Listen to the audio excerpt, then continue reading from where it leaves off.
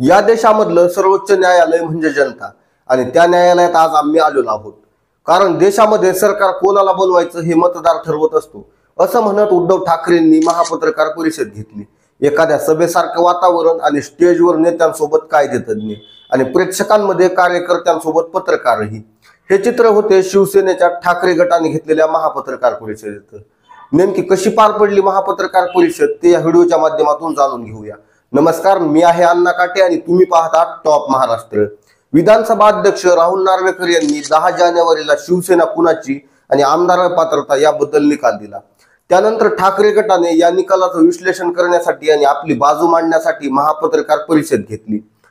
उद्धव ठाकरे आणि ठाकरे गटाने विधानसभा अध्यक्ष राहुल नार्वेकर तसेच मुख्यमंत्री एकनाथ शिंदे आणि भाजपावरतीही देखील टीकास्त्र सोडलं. या पत्रकार परिषदेमध्ये सगळ्यात पहिल्यांदा बाजू मांडली कायदेतज्ञ ॲडव्होकेट आसिम सरोदे यांनी. आपल्या भाषणात बोलताना त्यांनी अध्यक्षांचे अधिकार आणि पक्षांतर बंदी कायदा याबाबत आपली भूमिका मांडली.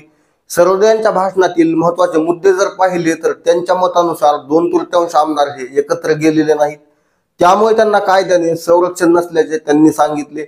10व्या शेड्यूल बद्दल बोलताना सरोदे म्हणाले, कायद्याचा अर्थ कायद्यात जसा सांगितला आहे तसाच काढायचा असतो, परंतु विधानसभा अध्यक्षांकडून तसं घडलेलं नाही. पक्षांतर बंदीचा कायदा पक्षांतर रोखण्यासाठी तयार केलेला आहे, पण या कायद्याचा वापर मात्र पक्ष हायजॅक करण्यासाठी केला जातोय. उलट निकालातल्या 123व्या परिच्छेदाचा संदर्भ देताना सरोदे यांनी कोर्टानं शिंदे गटाची निवड करणं बेकायदेशीर आहे हे नमूद केलेलं होतं, पण याच्या विरोधात म्हणजेच अध्यक्ष राहुल नार्वेकरांनी निकाल दिला. याच निकालाचा 206D परिच्छेद कोर्टानं विधिमंडळ पक्ष व्हीप नेमू शकत नसल्याचं सांगितलं. ते अधिकार राजकीय पक्षाच्या अध्यक्षालाच असतात, त्यामुळे शिंदे गटानं केलेली भरत गोगावलेंची प्रलोद म्हणून निवड ही बेकायदेशीर आहे असं ते म्हणाले. पण तरीही अध्यक्षांनी कोर्टाच्या विरोधात जाऊन निकाल दिला आणि भरत गोगावलेंना व्हीप म्हणून मान्यता दिली.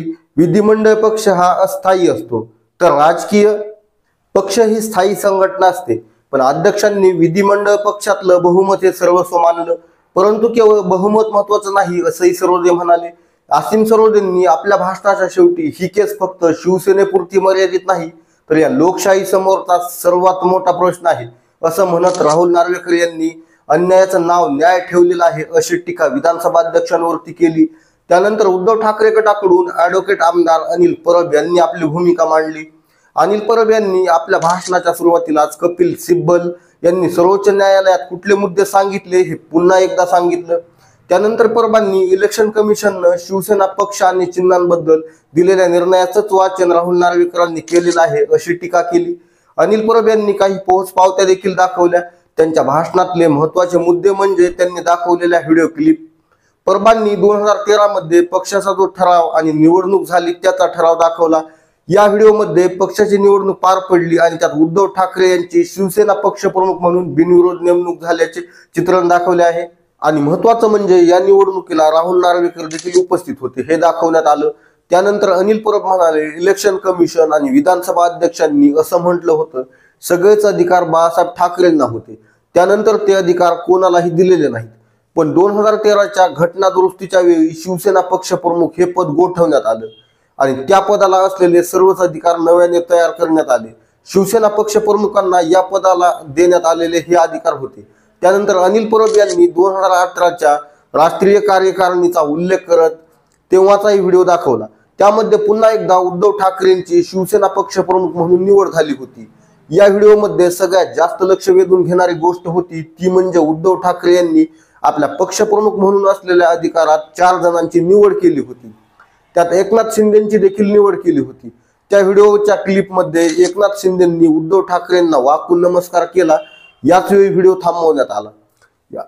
अनिल परबानंतर ॲडव्होकेट रोहित शर्मांनी देखील आपले मत मांडलं, ज्यात अध्यक्षांनी बहुमतांचा आधार घेऊन निर्णय देणं हे बेकायदेशीर आहे आणि हे चुकीचं आहे अशी टीका शर्मांनी देखील केली. त्यानंतर उद्धव ठाकरेंनी देखील आपली भूमिका मांडली.